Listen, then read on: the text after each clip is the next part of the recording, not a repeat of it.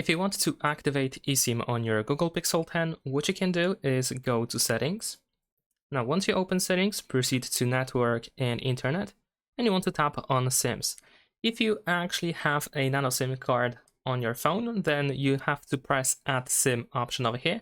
But on the other hand, if you don't have any nano SIM card, then you will see something like this immediately. And here we can either press set up an eSIM, or you can transfer a SIM from another device if that is possible for you. Most likely you want to set up an eSIM, and after a short while you should be able to open the rear camera where you can scan the QR code from Carrier. If you want to, you can also scan the QR code from a photo if you have it on your photo, in your gallery I mean. And if needed, you can also tap over here where we have tried these troubleshooting steps, and you can enter details manually, or actually you can tap on enter activation code over here in order to enter the code manually in case the QR code scanner doesn't work for you for some reason.